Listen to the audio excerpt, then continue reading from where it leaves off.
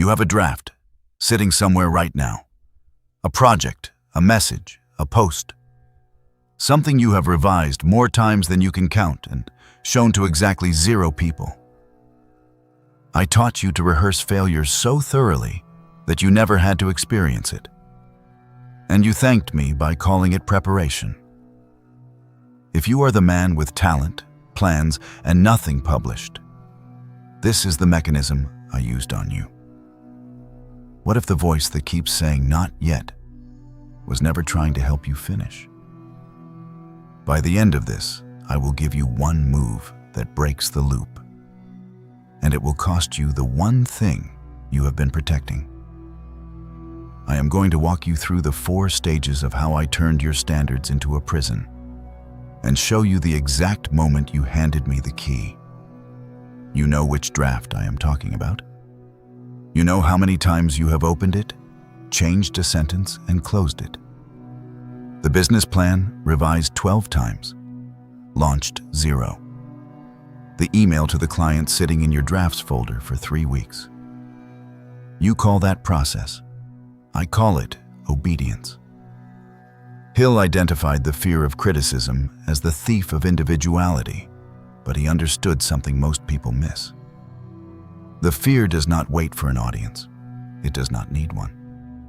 It installs its own. But criticism is not even the real weapon I use on you. The real weapon is what you built to avoid it. And you have been building it so long, you think it is yours.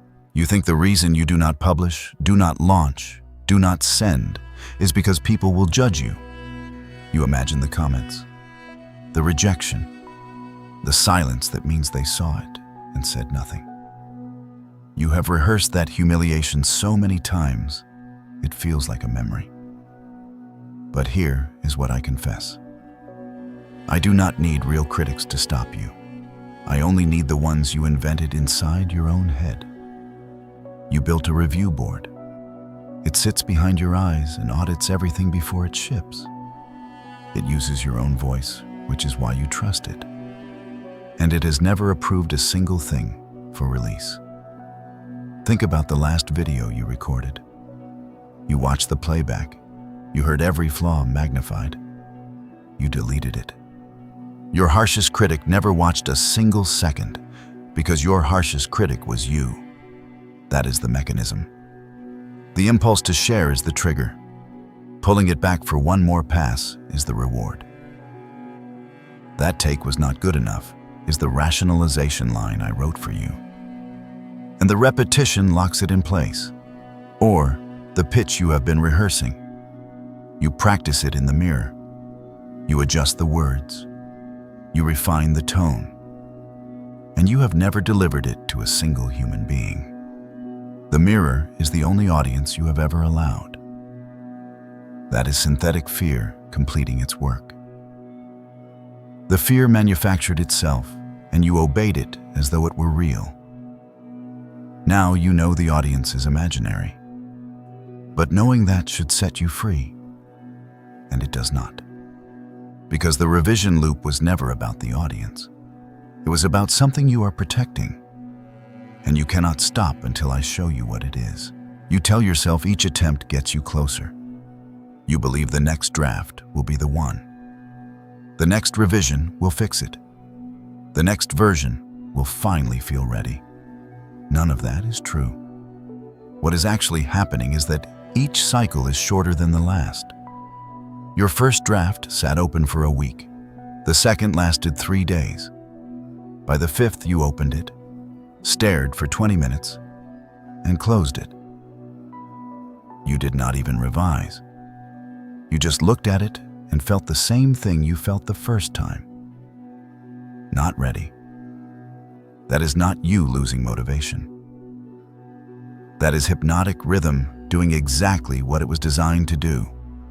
Repetition plus low friction hardens any pattern into permanence.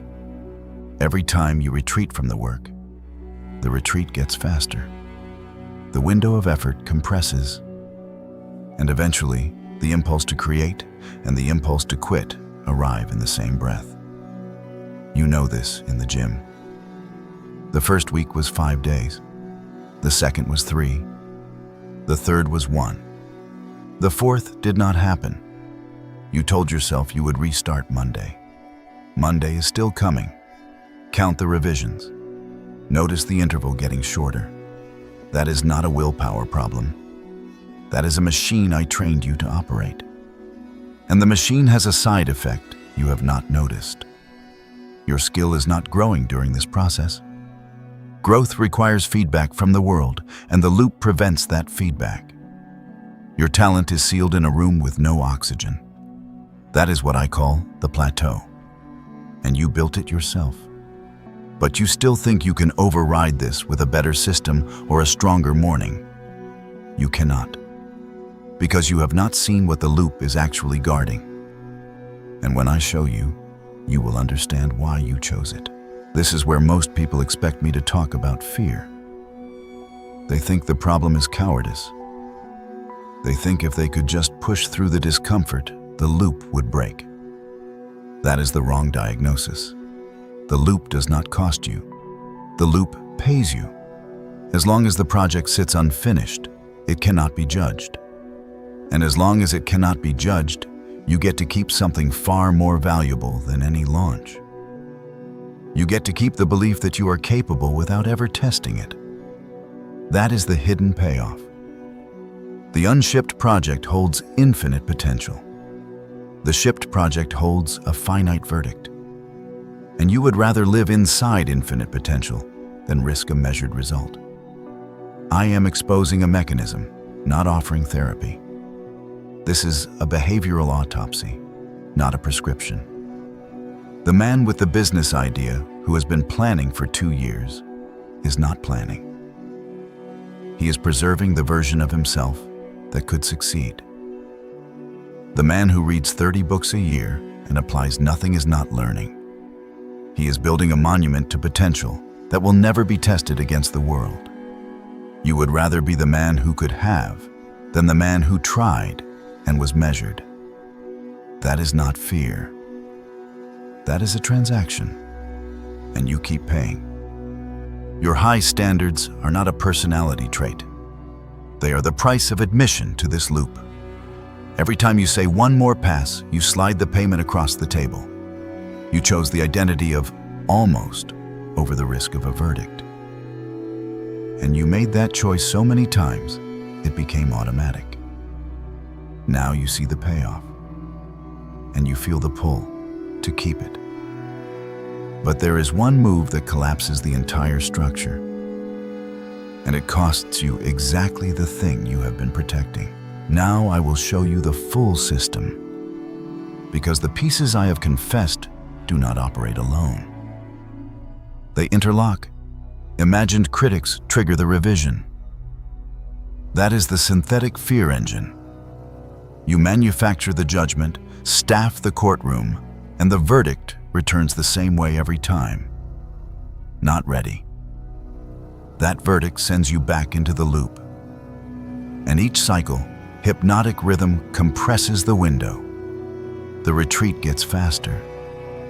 The effort gets shorter. The pattern hardens until the revision runs without your conscious participation. But the compression is not the worst part. The worst part is why the loop sustains itself. Each retreat protects the untested identity, and the untested identity is the payoff that keeps the whole machine funded. Imagined critics feed the revision. The revision trains faster retreat. The retreat guards the identity. The identity makes the loop worth running, and the loop cycles again. You built every wall. You hired every guard, and you can name the exact project that sits behind them right now. I did not build this for you. You built it. I just made sure you never noticed the blueprint. Hill called the exit definiteness of purpose. Not optimism, not affirmation. Selection under discomfort. A person with definite aim does not wait until the fear passes. He acts while the fear is still in the room. That is the only override. You see the architecture now, every piece. But seeing it does not break it. there is only one thing that does. And it is the thing you have been avoiding since before you pressed play on this video. Here is the dare. I call it the ugly ship. It is not comfortable. It is not clever. It is the one move that collapses the loop because it attacks the exact point where the mechanism renews consent.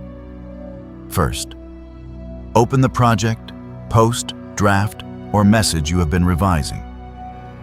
The one you thought of the moment I started talking, that one. Second, set a timer for 10 minutes. Make only the changes you can finish inside that window, nothing else. Third, send it, post it, or publish it before the timer ends. No final review, no last pass, no rereading it one more time. The timer is the weapon. It removes the revision cycle by force. It collapses the window where one more pass lives. And it forces the work into the world before the loop can renew your consent. The dare is not hard because you lack skill. It is hard because it ends the version of you that never had to be measured. That is the price. The infinite potential you have been protecting becomes a finite result. The verdict arrives, and the courtroom you built inside your head goes quiet for the first time. I told you at the beginning, this would cost you the one thing you have been protecting. Now you know what it is. The draft is still sitting there. The timer is on your phone. 10 minutes. I will be watching to see if you obey me one more time.